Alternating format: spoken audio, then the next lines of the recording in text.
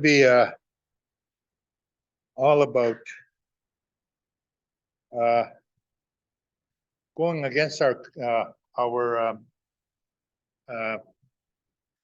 code of ethics, our ethics of non-interference, and how we kind of go away from that to be able to practice support within our community. There was a time when I was a kid, it's not too often now, but there are still some people that will set you up to be able to help you as much as they can. A long time ago, when somebody came to our house, my grandma would say, "Ani pishkawan jabai, ani shkawan jabai," and the people would say, "Oh, we came from Sagamuk, or we came from the Sioux," and about Tengibun Jabaman.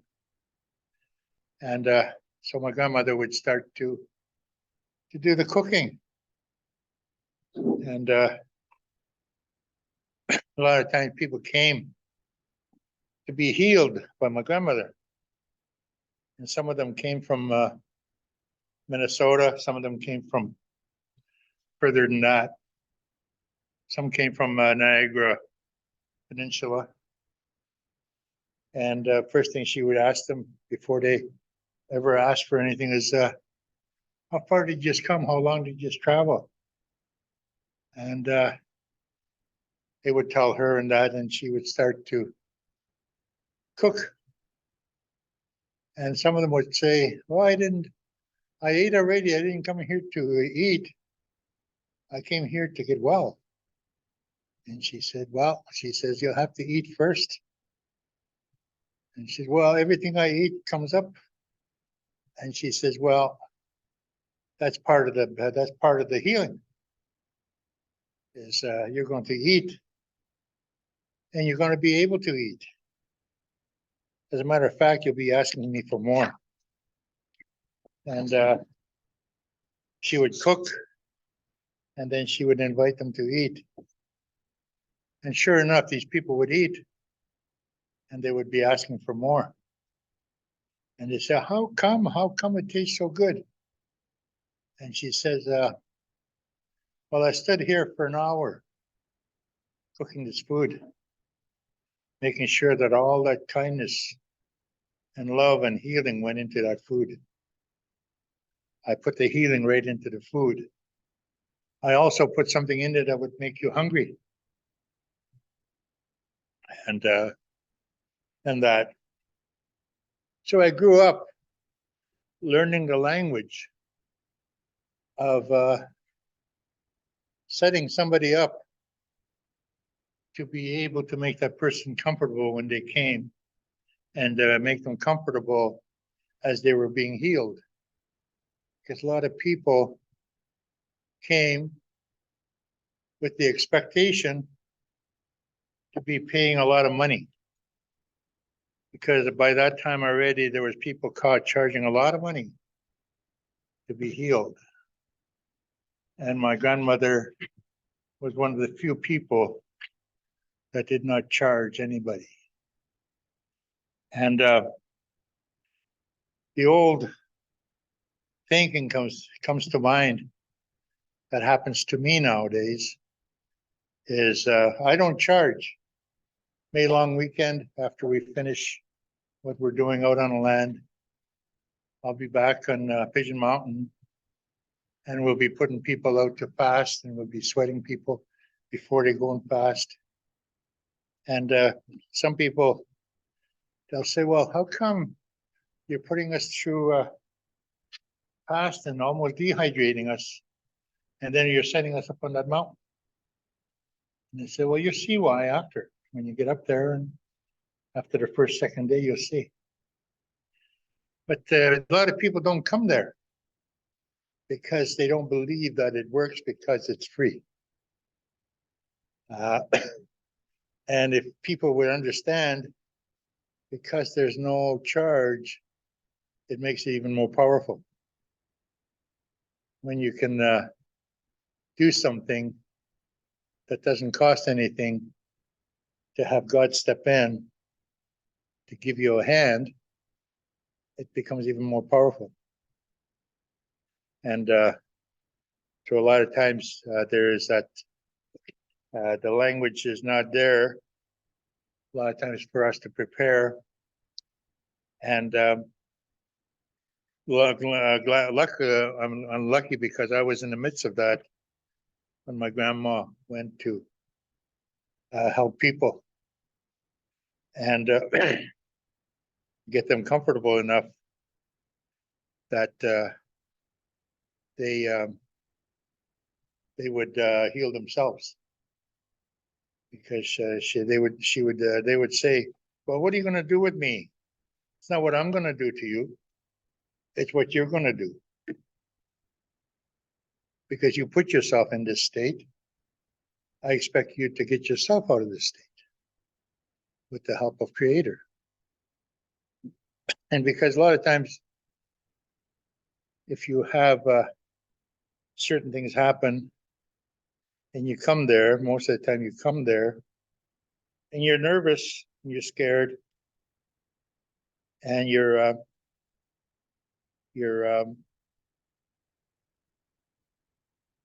don't know how to prepare, you don't know what to bring, even though it's very clear with the instructions are when the tobacco is offered. My grandmother always asked for at least a yard of material and a bottle of whiskey. Now, she didn't say Mickey, she didn't say 26er, she just said a bottle of whiskey. And so a lot of times the person would say, "Well, how much?" And she says, "Well, I just want a bottle of whiskey. You decide how sick you are, or how much you want to get well." And it'll come into that. So she never told them that there's no degrees of what you can do with your own self. There's no measurement to healing someone when it doesn't cost anything. When it costs something, a lot of times the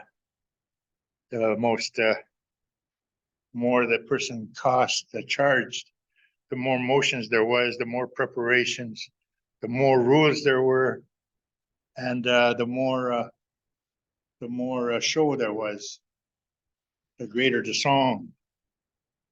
When my grandmother healed someone, sometimes she just sang a song and put her hand on a person's head. Aha, Mayo. What?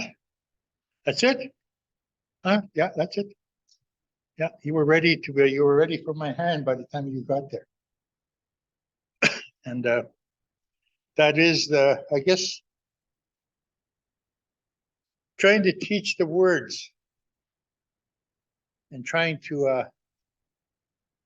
teach the meaning of healing, because that's what language does. It heals you, especially a language that is put together with consciousness. It is a different, it's totally different. Depse is something, my grandpa says, Depse is something that is not known out there. That means has enough. There are billionaires out there that don't have enough. They gotta make even more. There are some people on my First Nation that bring out 50 pickerel in a day, and that's not enough. So learning the language and learning the words. Depse has enough. If I say Depse, Kevin Depse, Mnikavidut. I'd be saying Kevin has enough to put him through what he came to do today. Depse Mava Kevin. I'm saying something that the preparation that goes into something and the preparation to be ready for something. That's all part of the language. It's all part of that. It'd be very easy, and I've been asked to do a language program in about 3 First Nations, and I've been given a timeline. I've been given a guide. I've been given resources, and I've been given equipment. In that one place, equipment worth at least 10,000, just to be able to record. And I've said no. And there's a book that was with it, instructed me how to use pronouns, adjectives, and depositions, whatever you want to call them. Probably don't even know the word, what it means. But anyway, all these things, and I learned my language very fluently. I never needed to go to school for that. I didn't need a book. There wasn't a book there that had Anishinaabe language on it when I was a kid. Nowadays, you got all kinds of books. And for what I have in mind, there's not enough. There's not enough in a book. Any comments or questions so far?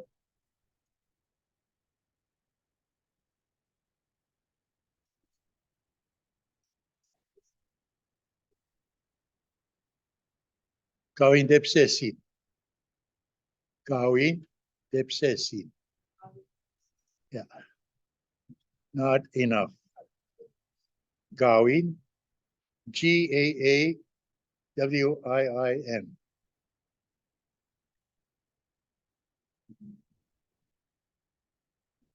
Depsesin.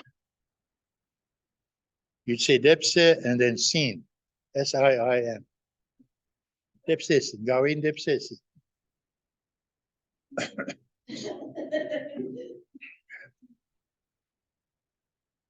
My grandma would say, Anishmnik, if somebody came to get something in our house that was Jaganash, I would say, Anishmnik, oh, Nibinagobi dude. My grandpa would say, Nibinagobi dude. Meaning that that person is in a world of it's never enough. And the fear is great when a person knows that he doesn't have enough. And there's no fear when you have depset. What you're saying is Creator is going to provide exactly what I need. I don't have to be afraid.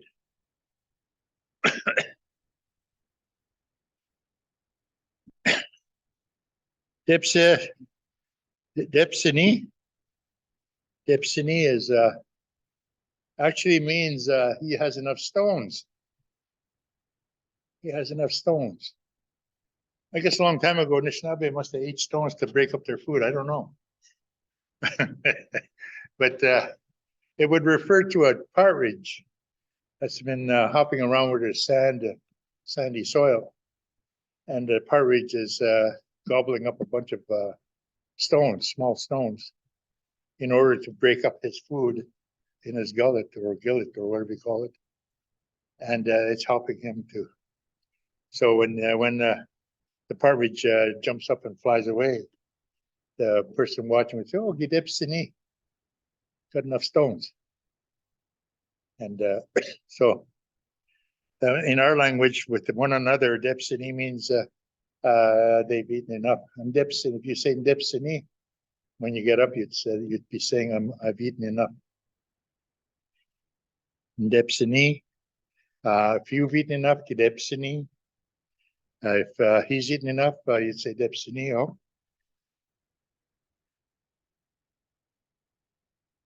Deb Bedun. Deb Bedun is the same mind. He barely caught it, meaning he's trying to reach something. Deb Bedun. He's jumping up in the air to catch a fly ball. Deb Bedun. He's got to stretch really hard to Deb Bedun.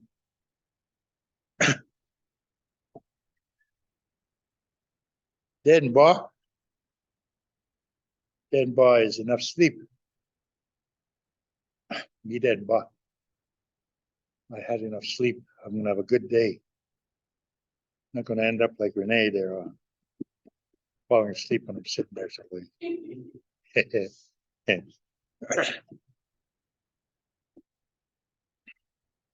Those are all words talking about portion, whether you have enough, whether you're close enough, whether you're stretching enough, whether you've rested enough.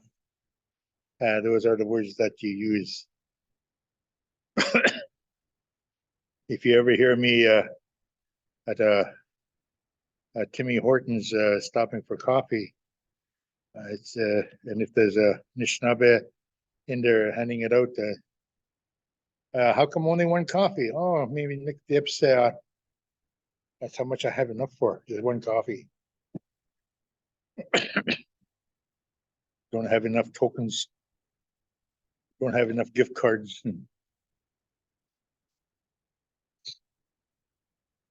The next part of this lesson is the times that we are required within our own selves to break the ethics of non-interference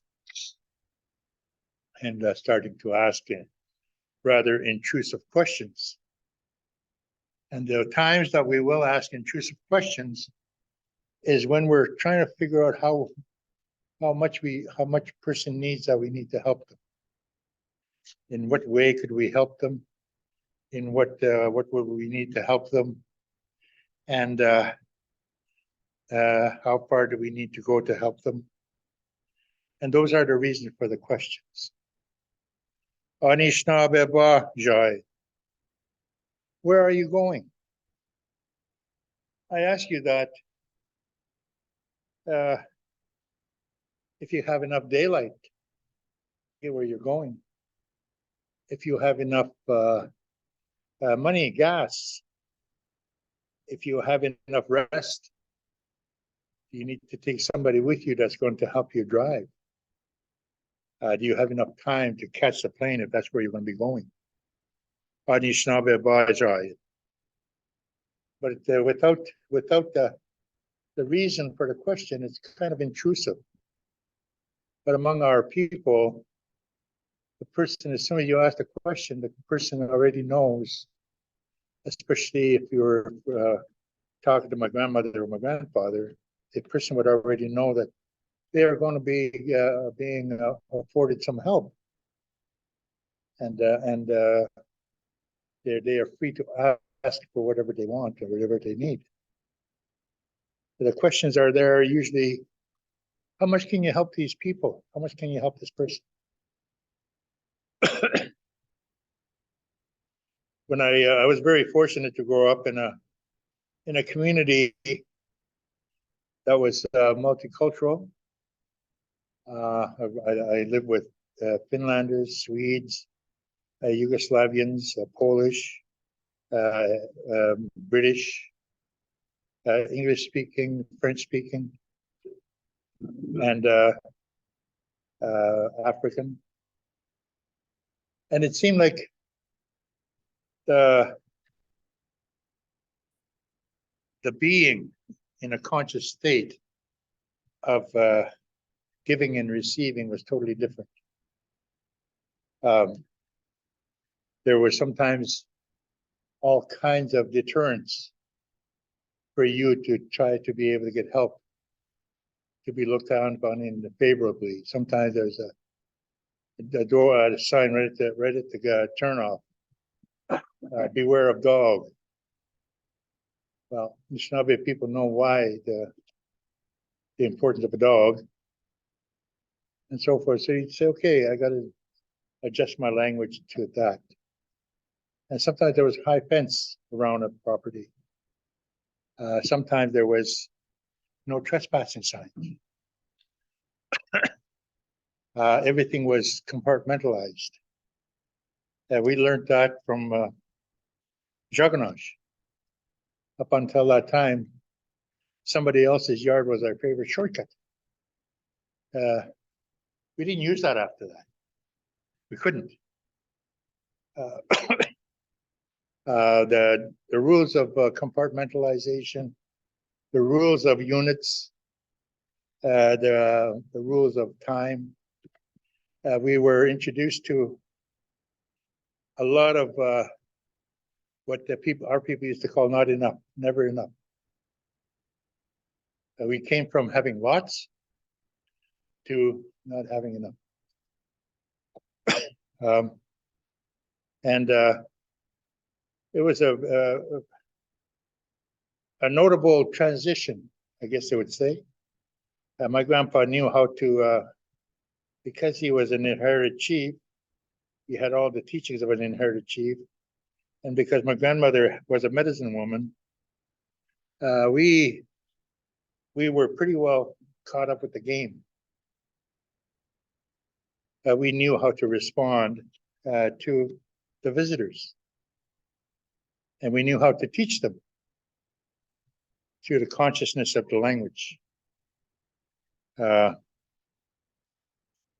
grandmother didn't speak any English.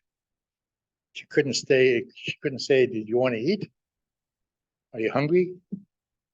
Are you thirsty? She couldn't ask any of those things because she didn't know how to say any of those things. And she had no intention of knowing. And that was what caught me by surprise. She had no intention of learning or knowing.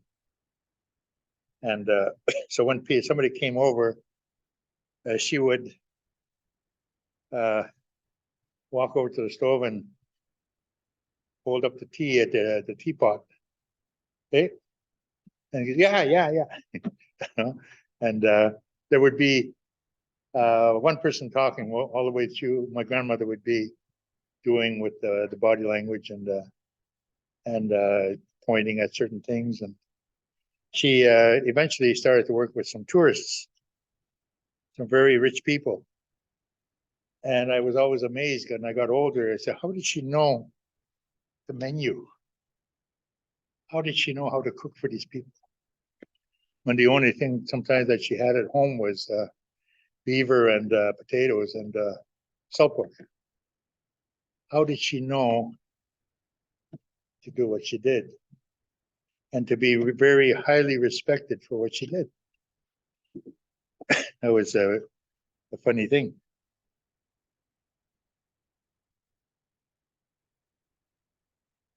Anishna Ejwebzid. This is something that's very important if you're an attendant. If you're a person that attends to people, a person that, what's that? Sorry. Oh, I'd like to join. Anishna Ejwebzid. Ejwebzid. Ejwebzid, yeah. What is happening to you?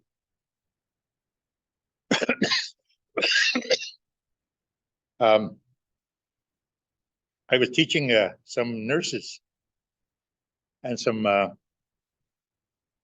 guards, people that are attentive to people's welfare. They go up to somebody and say, "Oh, what's wrong with you?"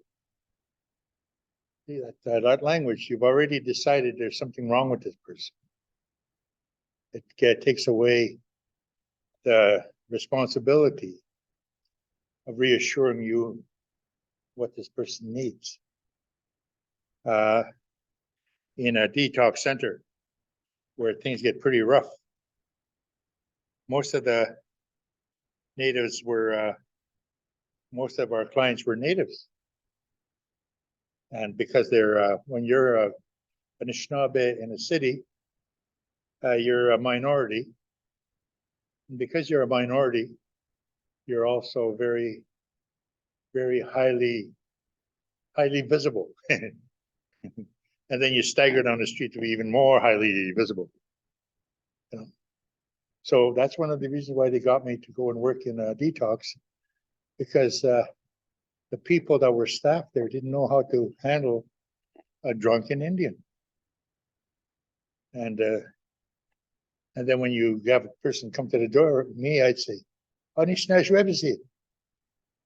Oh, yes, I'm even giving the, you know, I drank too much and I'm having a hard time and I can't get home now. I missed the train. All kinds of things come out of this person. When the other staff would answer the door, they'd say, "Hey, what's the matter with you? You just left. Only took you 3 hours to get drunk.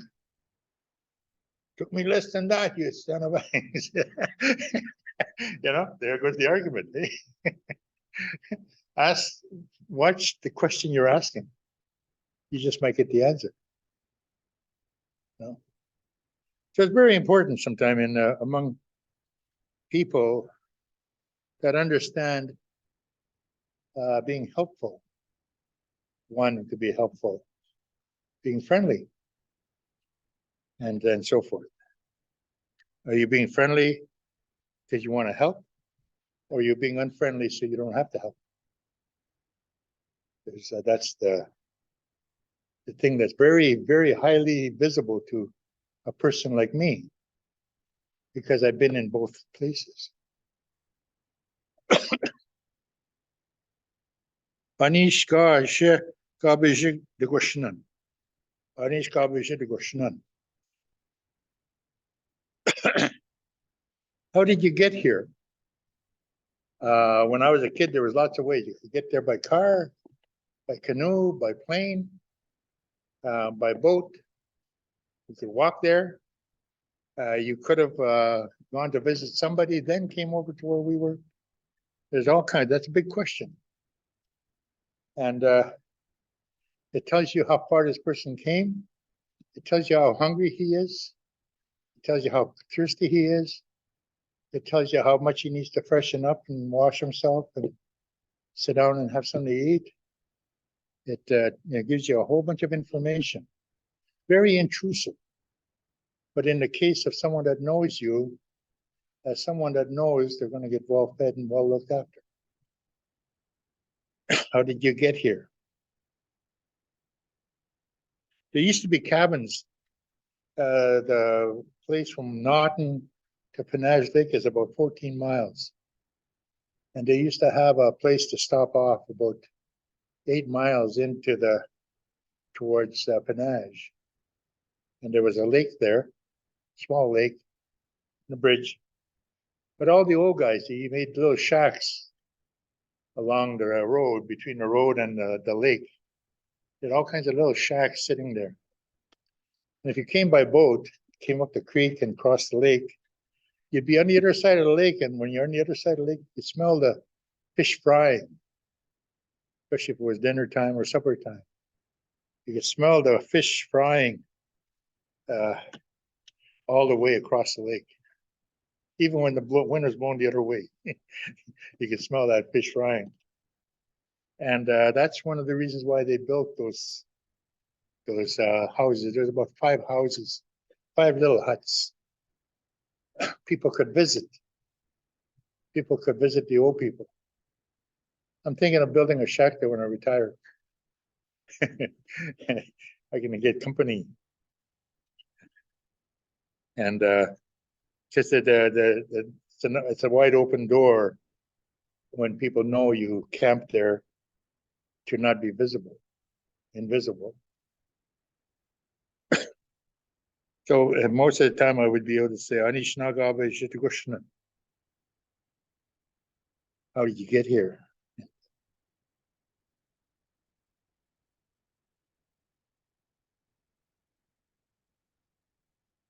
Anishinagabe Duendian. Anishinagabe Duendian. Gabe Duendian. How long did you travel?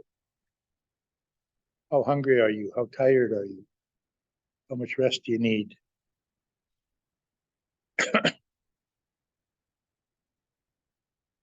Anishinagabe Duendian. Duendian. Last one is Anish Ejai. Anish Ejai. Where are you going? If you're talking to a traveler, someone that just likes to roam around, you'd say Anishna Bebajai. Bebajai. Where are you going to go visiting around? Anish Bebajai. Anish Bebajai. Or somebody's coming, somebody comes, stops in, sees you, you could say the same thing. Anish Gabijai.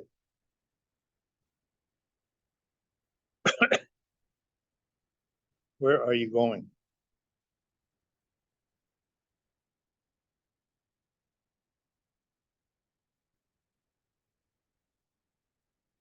Where we grew up, where I grew up was on a farm. My grandpa trapped in the winter and he grew in gardens in the summer. And he also cut wood for other farmers and everything for in the wintertime. Most of the time he'd cut wood all summer and he'd be selling wood all winter. As he's well, somebody would sell it for him because he's away trapping. But one of the things that I was very fortunate was the exposure to multiculturalism when I was very young. Being the only Native person in a community, I didn't get picked on very much. I was accepted into the community pretty well because of my grandpa. My grandpa was famous for catching too many fish and having to give some to his neighbors. And also, my grandma was famous for dealing with bug burns, burns on the hands, being very sick for a long time with the flu or something, where she would give the person something to help his get rid of his coughs and everything. So we were in a central area sort of. And I was the only Native kid in school. And my grandpa had started to have connections with a lot of people. And he never had a dislike for people because they're white or black or yellow. He had a personality problem with some of them. And they would say, well, how come you're doing this to me? And how come you treat me like this?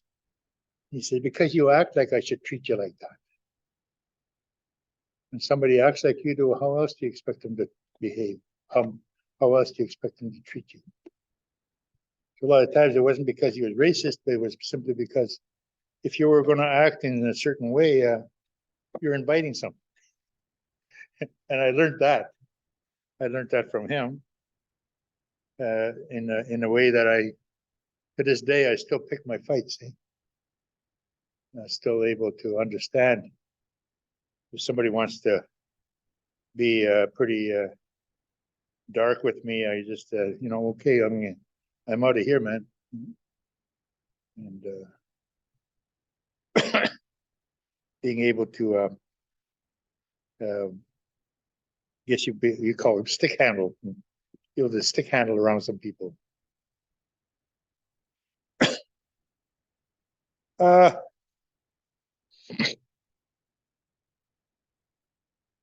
I have a question. How is it?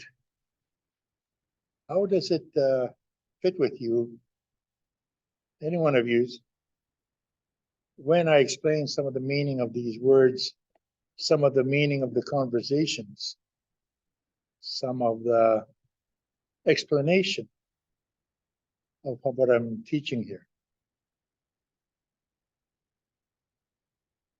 Anybody want to be brave enough?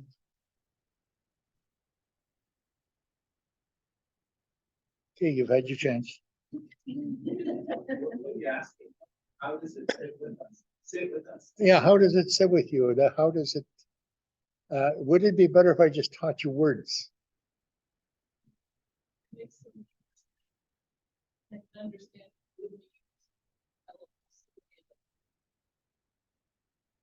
Okay, thank you. Anybody else?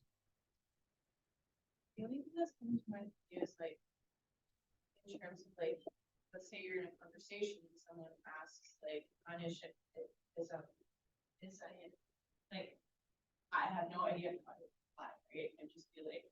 So I didn't say.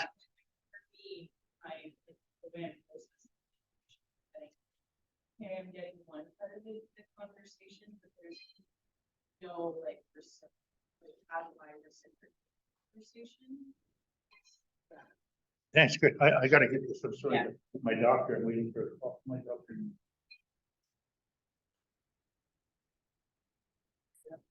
That was similar. Yeah. Ooh.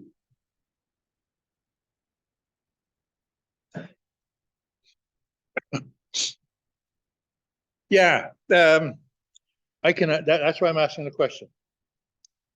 Some people might get a little uncomfortable. Some people would probably feel threatened. Some people like, there is a reason why I'm standing here teaching you the language. Because our way in our language has never really been allowed because of who we might be. And I'm not pointing the fingers here at anybody. I'm just saying that this is how people evolve in a colony. And most of the time, because I have to work in a very stressful place sometimes where women are screaming and crying over their kids that didn't come back from residential school.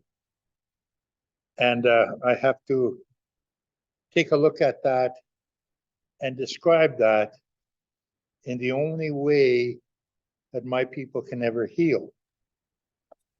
And it's by saying, this is what happened to us. This is what happened to us as Anishinaabe people. This is what we lived through. It is not what somebody did to us, because to rake up a storm, there's no healing there. But to be able to say, this is what happened to us. I'm also talking about what happened to them. Because what happens to us is already worse than what's happening to them. How do I feel? How would I feel if I was responsible for somebody that the government set up on purpose to suffer in this world? How would I feel as a bystander? Those are some of the things I look at, because it was important that I learned certain things. That's why I guess I'm able to explain some of this stuff and I understand what you're saying about not knowing how to respond and so forth. It's very easy to understand that, because when you are given a chance to look at that, because in the greater world, there's already a set of rules that you're very familiar with. I'm very familiar with those rules also, but I'm also very familiar with the traditions that I came through, the discipline that I came through, when everybody else was going through the phase of, let's pretend we're rich so that we don't get in trouble with the neighbors. I never went through that. Because my grandparents didn't teach me that. I grew up in a place where we weren't allowed to play in some living rooms because the living rooms were covered with plastic on the chairs, plastic on the couches, and certain things on the floor. And I used to ask my grandpa, how can I do that? How can I be over there when I'm not supposed to be over there? And he would say, well, what's important to them is not important to you. So you don't really have to learn that. If it says keep out, keep out. You know? And so I learned pretty fast because I learned you have to think. When the few times I got beat up at school, I didn't run home. Because I'd get hecked for starting something. Oh, it must have been you. No, it wasn't. You know. And if I started something in my community, I usually didn't win because I was alone. Even with the parents, it was my fault. Whatever happened. So, you grew up in a certain way, and but you're also, because you're alone, you become aware more. You watch people more. You become observant. You become when you start out, you become hyper vigilant, and you're able to adjust. We had the opportunity to adjust our behavior, and the language was part of it. In Naughton, Atikameksheng, when the elders spoke to me in Ojibwe, I answered in Ojibwe. I was able to answer in Ojibwe very well. The other kids couldn't answer when they were spoken to in Ojibwe because they were not taught the language, because the Anishinaabe had become ashamed of being an Indian. So to prove that you could speak English and you didn't speak Indian meant that you're more closer to white than you were to Indian. Me, I look in the mirror, I hadn't changed color any, so I had to speak Indian. I was actually very dark too because I always played outside. I'd be trying to play hockey in the kitchen and my grandpa would say, get out of here. Getting in the way of the cook, you know. Anybody else want to talk about the question I had there?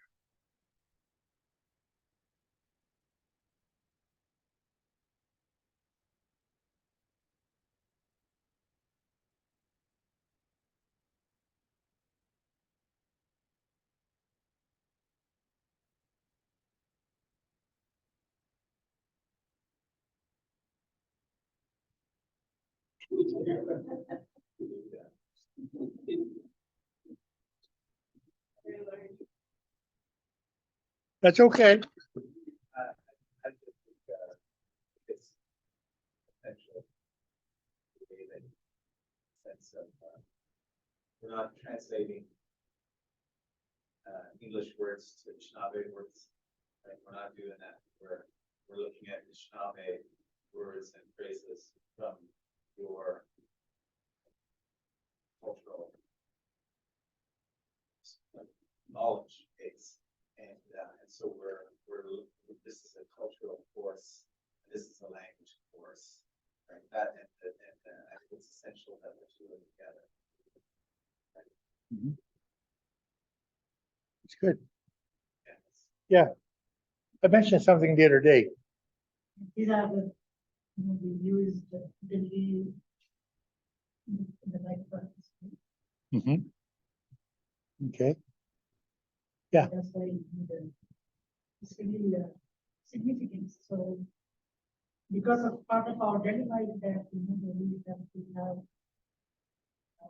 understood the sense,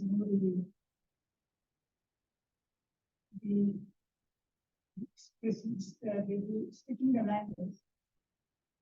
Not only the speaking, as well as the passive, postural, and behavior, and to some extent, the vocal.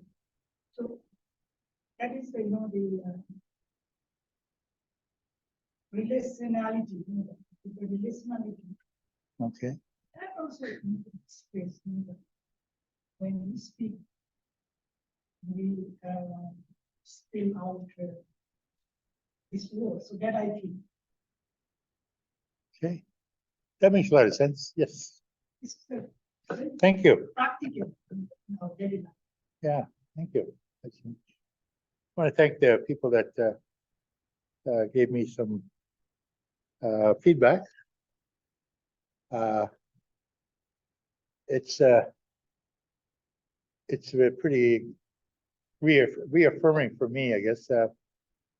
When I decided to do this here, I said, well, I really can't teach words because people will not answer. Some of the words I'm going to speak, some of the words that have been translated are wrong. Somebody went and teach these people how to say a lot of words, and they're still doing it on Facebook. They talk about this is what this means. This is where this comes from.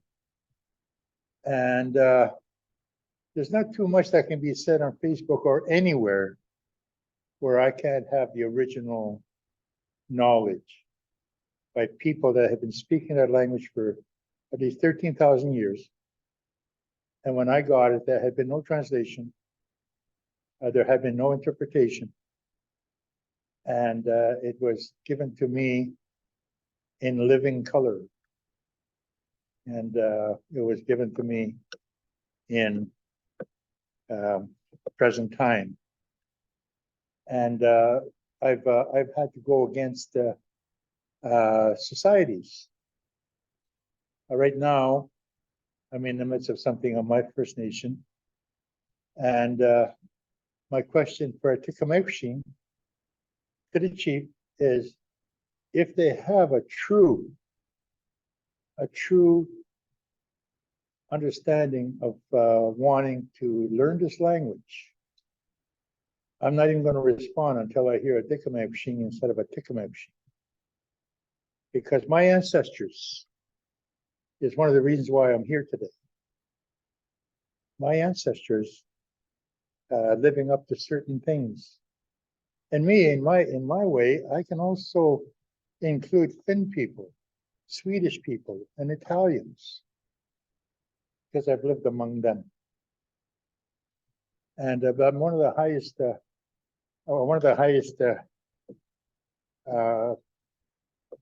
I guess, honors that I've had from Italians is they told me what was said to me when I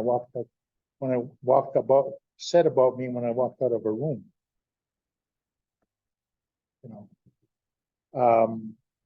I was told what was said about my people when some people drove by my community.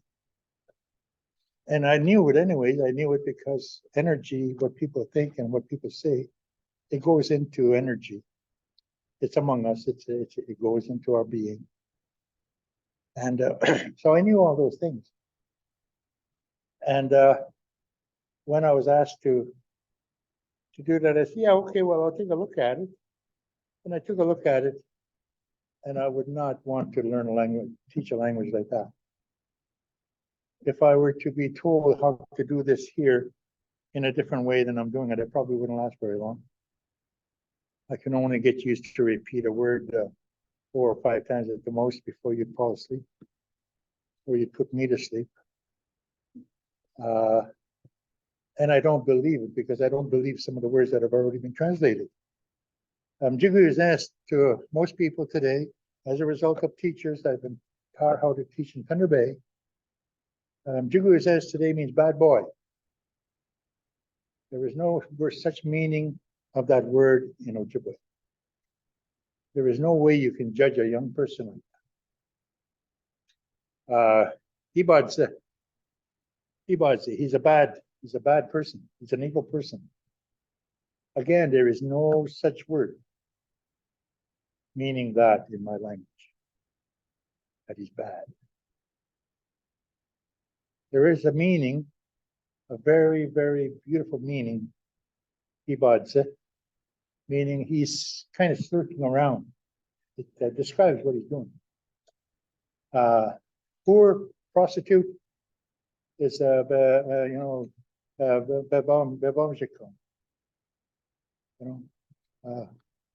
Wawanjikon.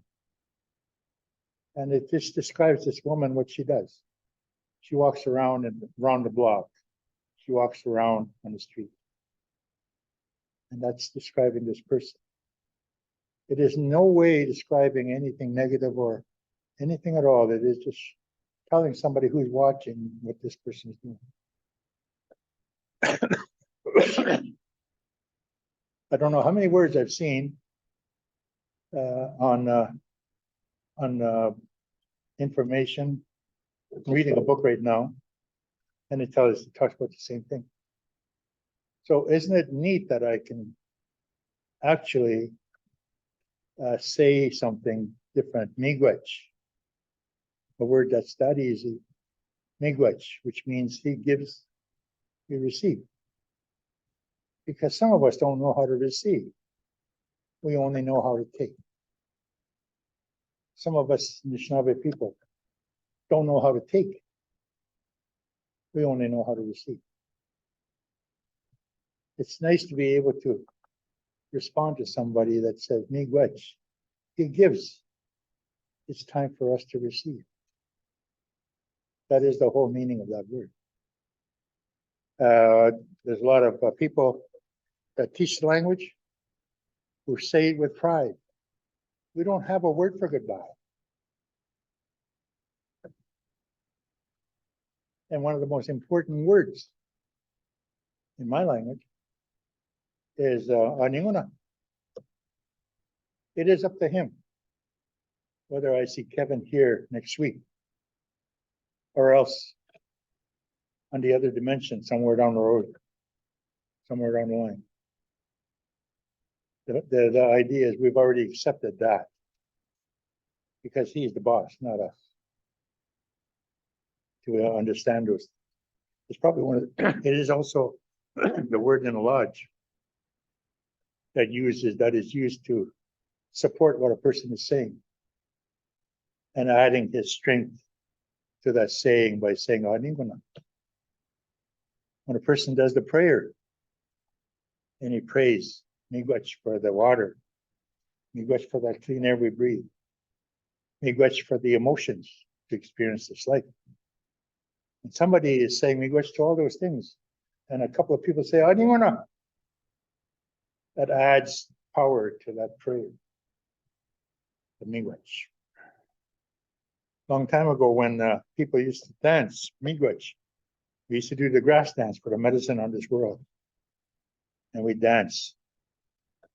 And the more you stood up and danced and put your feather up, the more strength and meaning you gave to that word, that action of Miigwech. The more, Yeah, one person, I think I explained this, one person one time asked me, if you guys knew all about receiving and all about attracting riches, how come you never had anything? And I said, well, for 13,000 years, we had fresh air, clean water. We had clean thought. But there is no swear words to God in our language, not one word to blame God for anything negative in our language. And probably that's the one that pushes me the most. try to get the right meaning of our words and to enjoy it. Because to be able to say some of these words, you have to change, eh? To put meaning to some of these words, you have to change. You have to change how you receive something. You have to change how you see something and preserve something, and so forth.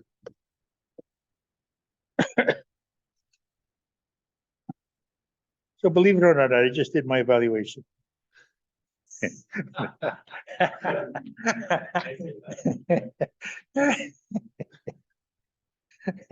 was gonna do one, but I couldn't get a hold of Kevin to get the questionnaire for some of the information I need for an evaluation. Any questions before we break?